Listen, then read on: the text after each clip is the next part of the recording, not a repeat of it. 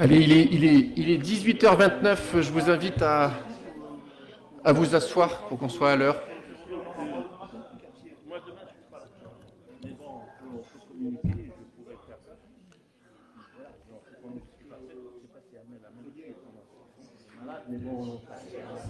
On va y regarder. Tu es pressé? Pardon.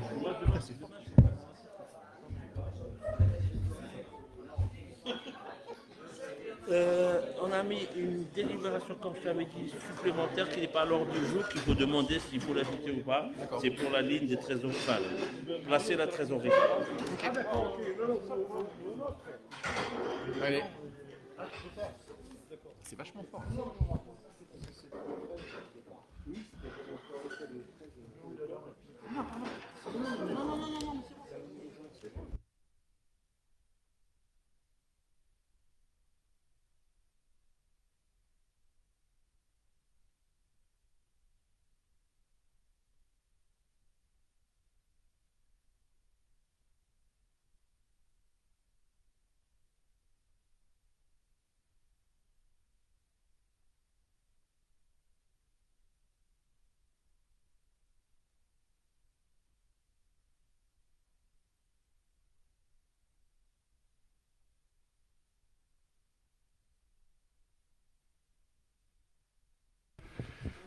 Allez, bienvenue à tous.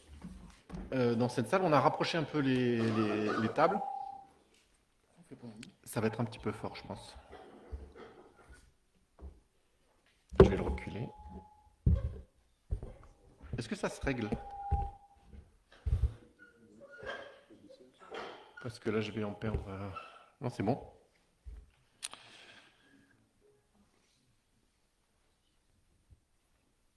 Allez. Alors, ce mandat ne sera décidément pas comme les autres, puisque nous allons accueillir Rémi Mougin, qui remplace Bernard Baroda, démissionnaire du Conseil communautaire. Donc, bienvenue. C'est un retour, Rémi, finalement. Voilà. Bienvenue, Rémi, pour la commune de Valouise, au cas où certains ne te connaîtraient pas encore. Nous avons quelques procurations. Donc, Gaël Moreau qui donne procuration à Jean-Pierre Hermite. Dominique Barniou qui donne procuration à Alain Sanchez. Sandrine Raymond qui donne procuration à Karine Kouilissi. Et Céline Viessant qui donne procuration à Rémi Mougin. Est-ce qu'il y en a d'autres ou est-ce que j'en ai oublié? Parfait. Alors, avant d'attaquer l'ordre du jour, vous avez une délibération en plus sur votre table qui n'était pas à l'ordre du jour, donc j'ai besoin de l'unanimité pour l'inscrire. L'objet, c'est l'ouverture d'un compte à terme, c'est-à-dire que nous avons un certain nombre de trésoreries. Nous avons une trésorerie qui, en ce moment, en fonction des périodes, est plus ou moins bonne, mais en ce moment, elle est plutôt bonne. Et le Trésor public nous a proposé d'ouvrir un compte à terme pour une durée de 3 mois et qui est rémunéré. Et donc, le taux, je ne l'ai plus sous les yeux. On a le taux, Yaya, ou pas? Pardon? Le taux du compte à terme 3,71. à 3,71. Donc, ce serait dommage de ne pas le mettre parce que sur 3 mois, c'est 14 000 euros. Voilà. Donc, est-ce que vous êtes d'accord pour qu'on rajoute ça en fin de conseil? Ou est-ce qu'il y a quelqu'un qui s'oppose? Non? Merveilleux. Allez, désignation du secrétaire de séance. Y a-t-il un ou une secrétaire de séance qui souhaite quelqu'un qui souhaite assurer le secrétariat de la séance? Normalement, c'est le dernier arrivé.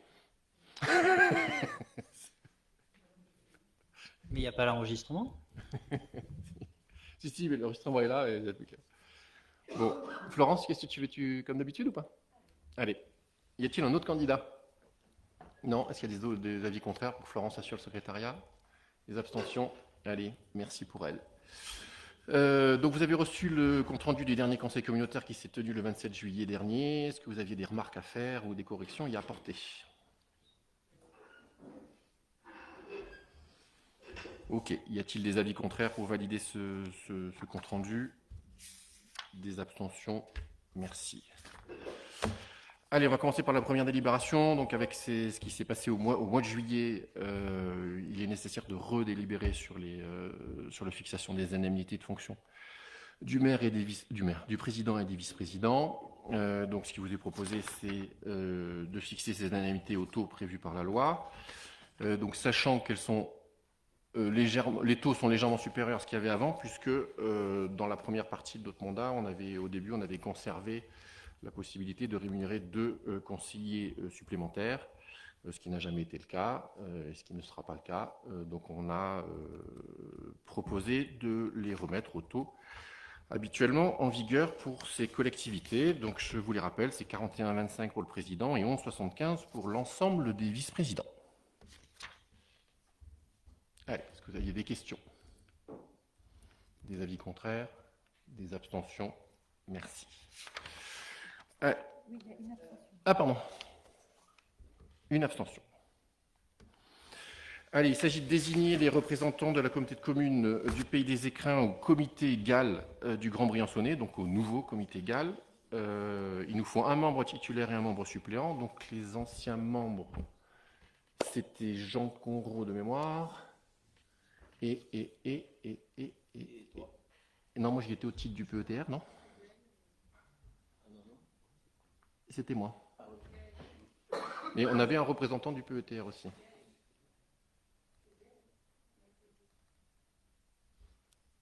Bon, bref. Y a-t-il des membres qui souhaitent participer au GAL? Donc c'est, je vous rappelle, le leader, qui est chargé d'étudier toutes les demandes de subventions dans le cadre du programme LEADER, donc destination des entreprises, des associations, des collectivités, etc. Serge, Jacques? Oui, j'ai déjà participé notamment à des réunions. Ok. Donc, voilà, si Serge le veut, si vous le voulez, on serait bien. Jacques titulaire, Serge suppléant, ça t'ira, Serge? Non, c'était. Non, tu voulais être titulaire. Si. Tu voulais être titulaire, Serge? Sinon, on te met titulaire. Vous battez pas. Bon.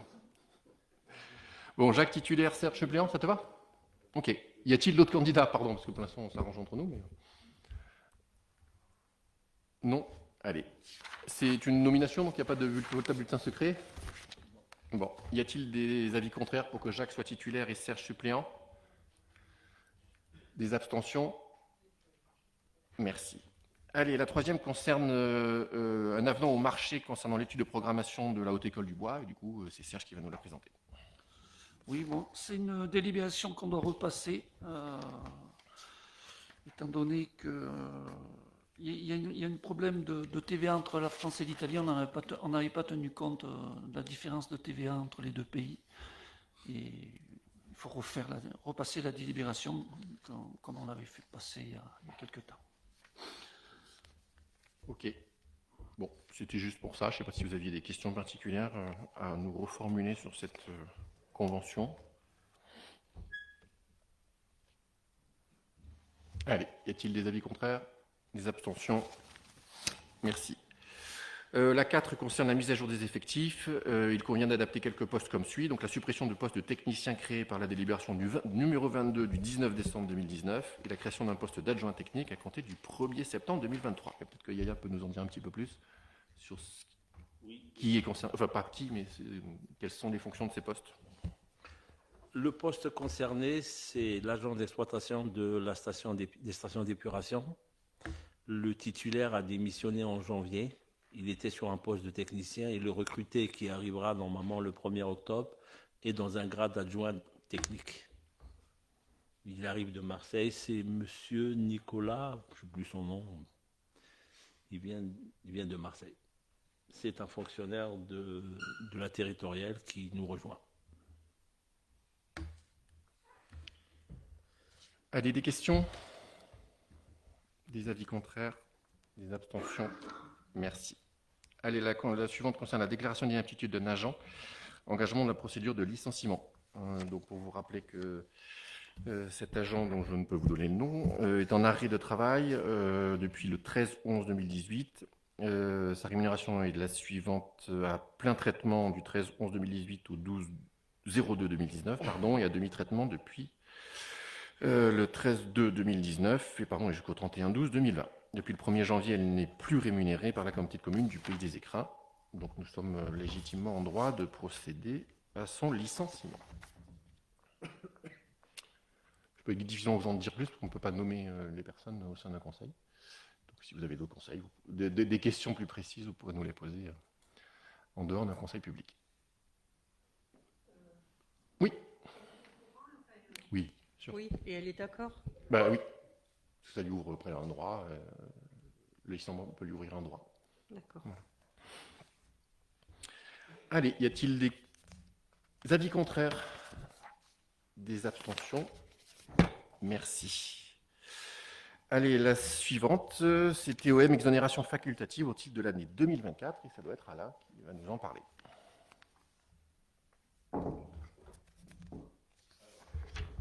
Oui, donc c'est pour exonérer de TOEM sur la commune de La Roche, le local de la maison Fouras, le local appartenant à Madame Abeille. Sur la commune de Argentière, un local appartenant à la commune de Argentière, un local appartenant à la SCM paramédicale des Écrins. Sur La Roche, c'est sur Saint-Martin, pardon, c'est le Lidl. Donc sur ces locaux, en fin de compte, ils ne sont pas prélevés par le service de collecte des ordures ménagères. Donc c'est pour ça qu'on les exonère. En fin de compte, par exemple, le Lidl a un marché à part et traite ses ordures ménagères et ses cartons et sa filière de recyclage complètement à part. Voilà. Merci Alain. Bon, on prend chaque année. Hein. C'est Oui, on la prend chaque année. Avez-vous des questions? En fait, c'est pas une question, c'est une demande supplémentaire. La commune de La Roche-Drôme est propriétaire de l'annexe de l'hôtel Fora, qui auparavant, je crois, faisait partie de l'ensemble immobilier de l'hôtel Fora.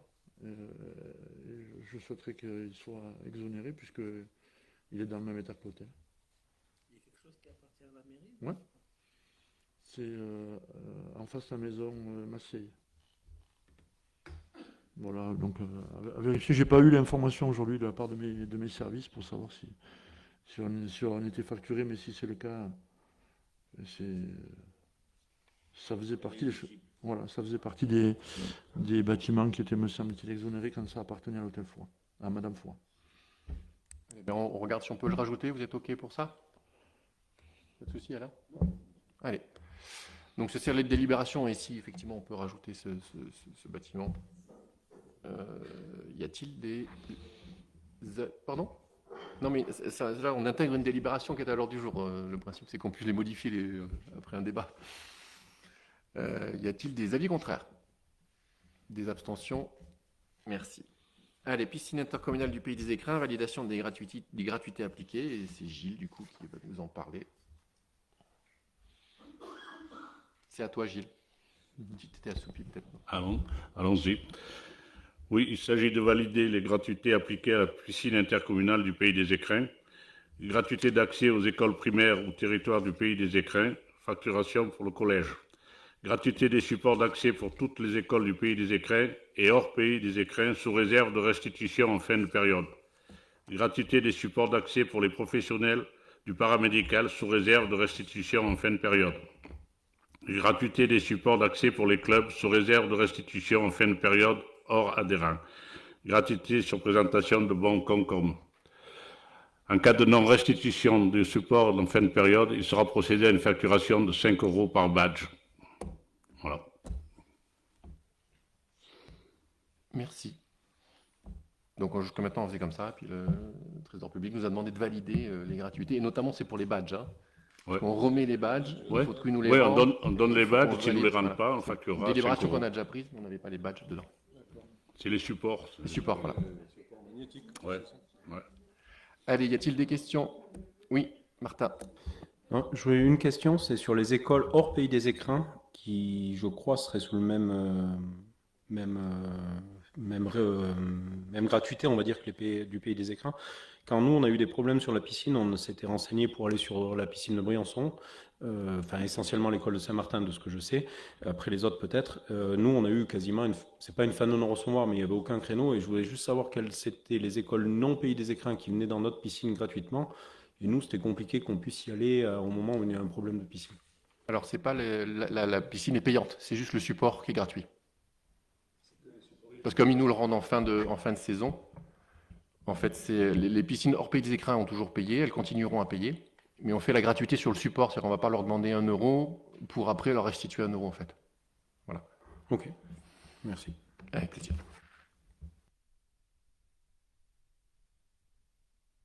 Du coup, y a-t-il des avis contraires? Des abstentions? Merci. Allez, mise à jour des tarifs du cinéma l'eau vive, et c'est toujours Gilles.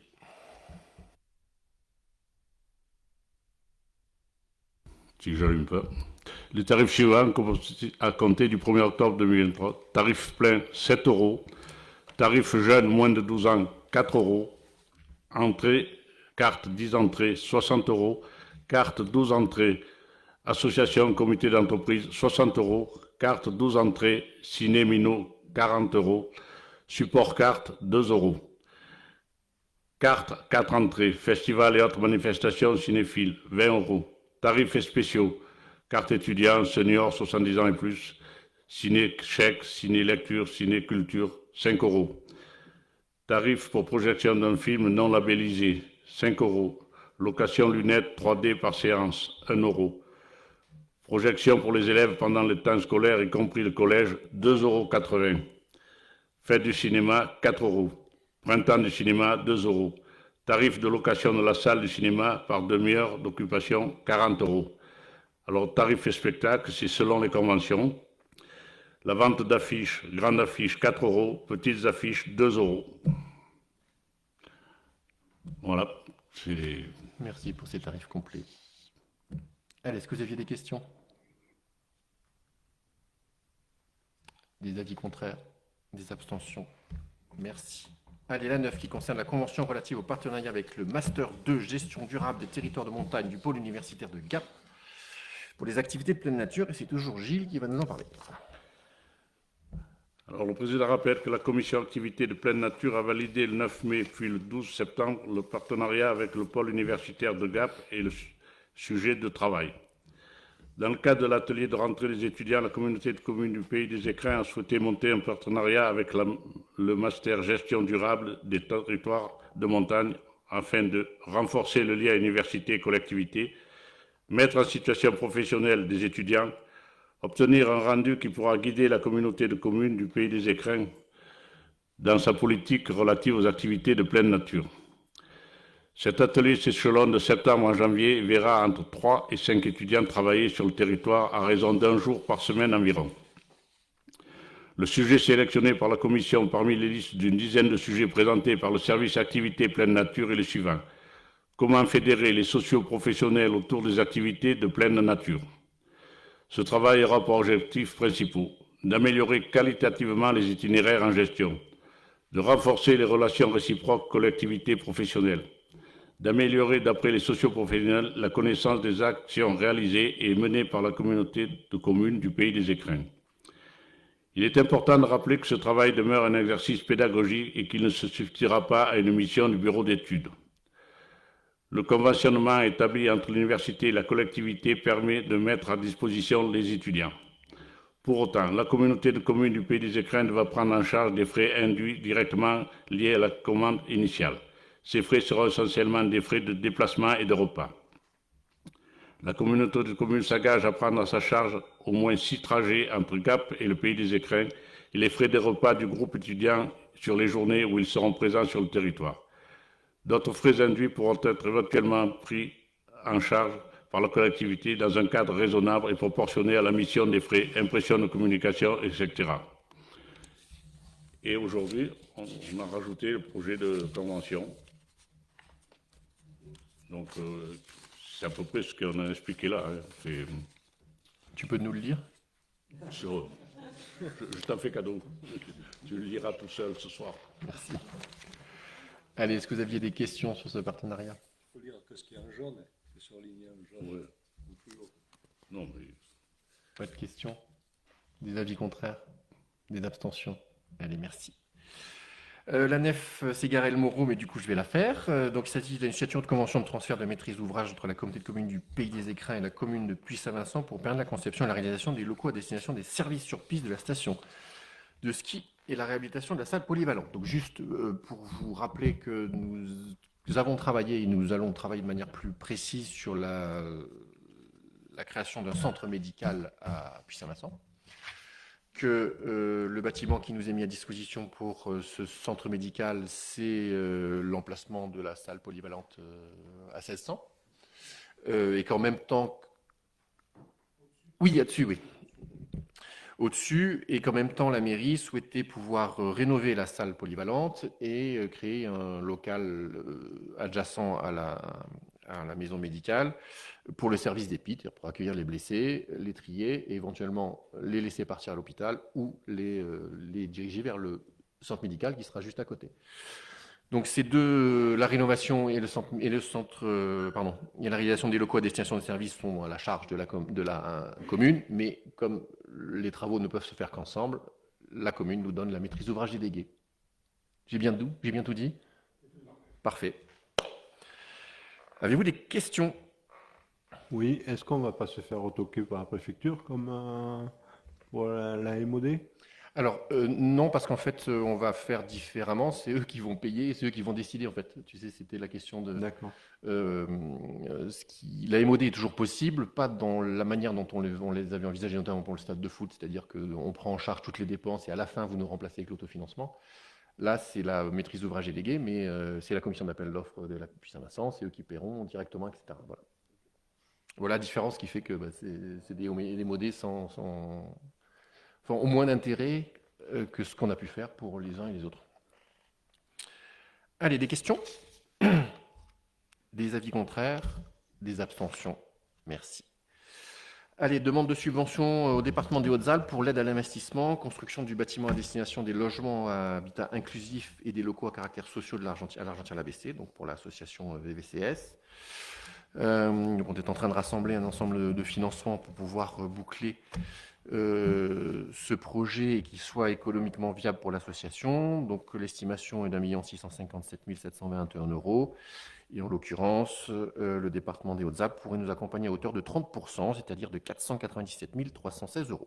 Je vous rappelle qu'on sollicite aussi la région PACA pour 4%, la CARSAT pour 249 000, l'Argir Arco pour 94 000, et qu'on a un autofinancement, mais on va encore demander de la DETR et de l'accompagnement à l'État au moment où ce sera le moment. Voilà. Mais là, pour le coup, ce soir, c'est pour solliciter le département à hauteur de 30%.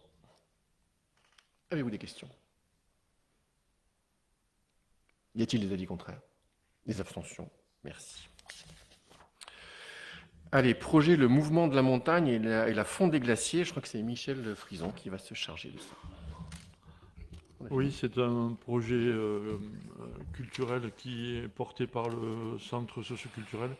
C'est une demande de subvention qui est faite donc au département pour un projet qui serait mené sur le dernier trimestre avec des interventions, avec l'intervention d'une artiste sur un public élargi qui concerne donc du dessin et de la gravure, avec une exposition qui conclura donc ce travail. La thématique, c'est une thématique d'actualité puisque c'est le mouvement de la montagne et la fonte des glaciers.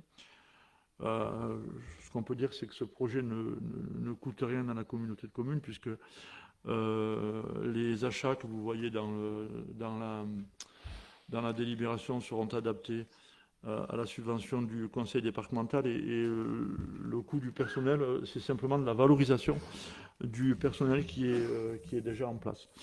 Je peux vous dire aussi que la technicienne du conseil départemental a émis un avis favorable et que le projet, je crois que je ne trahis pas Rémi Rousse qui est ici présent est soutenu par les deux conseillers départementaux. Donc on les remercie déjà par avance de la subvention qu'on va avoir. Et puis voilà, je peux rien dire de plus. Allez, avez-vous des questions sur cette délibération? Y a-t-il des avis contraires? Des abstentions? Merci. Allez, la dernière du coup que vous avez bien voulu accepter de rajouter. Donc, je ne vais pas vous la lire en intégralité, mais vous pourrez en prendre connaissance. Mais l'objet, c'est effectivement de pouvoir... donc les collectivités ne peuvent pas placer leur argent, sauf dans quelques cas exceptionnels qui sont notés dans cette délibération. En l'occurrence, nous disposons d'1,5 million qui correspondent à 2 emprunts qui avaient été contractés en 2021, en 2022, mais pour lesquels soit des travaux, soit des acquisitions ont été différés. Et donc, il vous est proposé d'ouvrir un compte à terme, donc rémunéré au taux de 3,5, c'est ça? 3,71, pardon. Donc auprès du Trésor public, hein, parce que on n'est jamais aussi bien servi que par soi-même, pour une durée de 3 mois. Voilà. Et ce qui devrait nous rapporter de l'ordre de 14 000 à 15 000 euros sur ces 3 mois. Avez-vous des questions? Des avis contraires? Des abstentions? Merci. Et bien voilà. Y a-t-il des questions diverses? Ou est-ce qu'on va boire un petit verre d'eau? Martin. C'est pas forcément une question, c'est plus une information. Sur les 2 derniers vendredis, avec Alice et d'autres représentants de la CAO qui est réunie pour l'ouverture des marchés sur on va dire le traitement et le transport des déchets, alors tout sauf les OM, pour résumer. Non, ils n'y étaient pas, les OM. Il y avait les encombrants, mais les OM, le marché était déjà fait, si je ne fais pas d'erreur. Mais bon, en gros, juste pour vous dire que malgré les discussions et tout ça, donc on prend 20% d'augmentation, sans parler de la TGAP. Donc voilà, c'est juste pour donner un pourcentage. Et donc c'est un contrat c'est des contrats qui vont être signés pour 3 ans, avec toutes les filières possibles, même des filières qu'on n'a pas encore et qui pourront venir. Donc Alain, qui du coup s'en occupe maintenant, verra comment il veut faire. Et du coup, voilà, donc en gros, c'est ce que j'avais déjà expliqué, il y a très peu de concurrence, même si là, apparemment, il y en avait un peu plus, mais ça reste relatif. En gros, il y a 2 personnes qui répondent et pas forcément sur les mêmes filières. Donc au moins, voilà, le choix a été assez réduit, et même si on l'a fait avec le Guy S3, on n'aurait pas fait grand-chose de mieux en étant seul.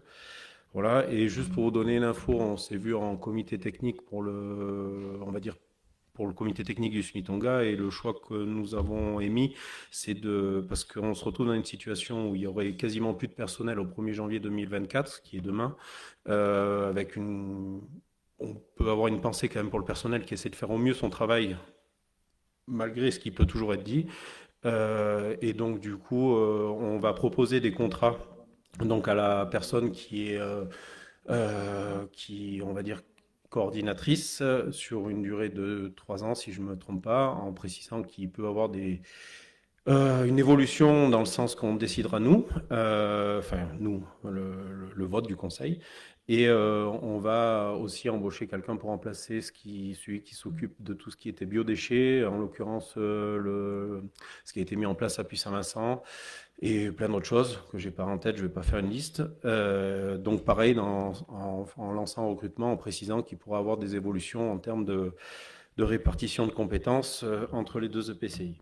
Voilà. Et je pense que Monsieur le Président doit être au courant. On a rencontré, le président de la CCGQ était présent et devait le contacter pour, en gros, qu'on se positionne sur la suite de tout ça.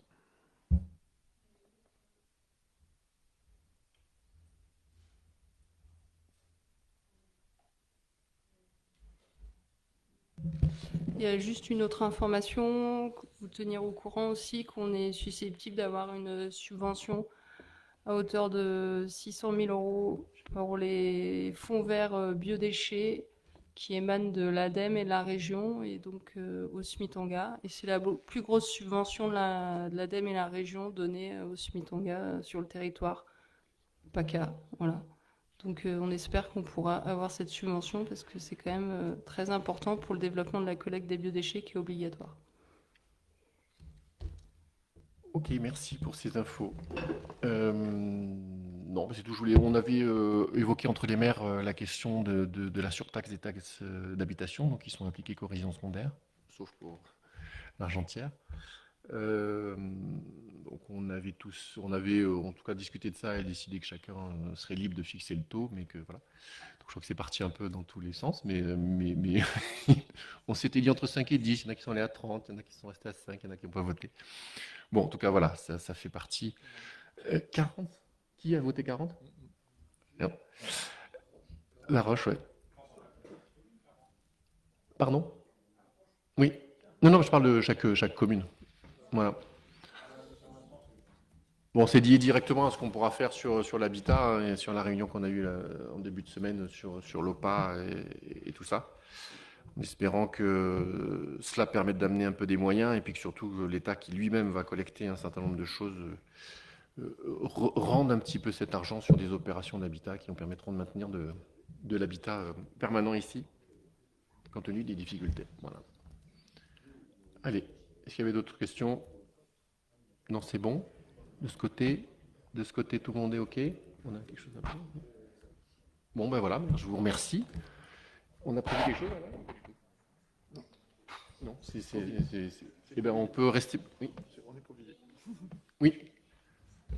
J'ai vu qu'à l'ordre du jour du dernier bureau, il y avait la question de l'aide pour le Maroc et j'ai pas eu de compte rendu, sauf j'ai pas regardé mes mails. Je voulais savoir ce qui y avait été dit, si c'est possible que ce soit dit ou pas, je sais pas. Tout à fait. En fait, on s'est posé la question puisqu'il y a quelques années, on avait fait un projet de coopération, pardon, avec la commune de Taliouine au Maroc, qui a été partiellement touché. Donc, certains hameaux de cette commune ont été touchés. Donc, on doit reprendre contact avec eux, ou ça a dû être fait, pour savoir s'il y avait des besoins particuliers et si on pouvait réactiver une sorte de collaboration avec cette commune dont certains hameaux, certains villages ont été touchés par le tremblement de terre. Voilà. Mais depuis, j'en ai pas eu. Voilà, j'ai pas eu de retour pour l'instant sur le truc. Taliouine. Ah, mais ils nous ont envoyé une liste de matériel dont ils auraient besoin. Voilà. Ah oui. Donc voilà, bon, on vous fera un retour parce que là c'est voilà. Mais c'est ce qu'on avait déjà envoyé parce qu'on avait envoyé un camion poubelle et puis la commune avait envoyé à l'époque, je crois, un certain nombre de choses aussi. Mais ouais, c'était un moment. Donc voilà. Ok. Bon ben merci à tous. Bonne soirée. À bientôt.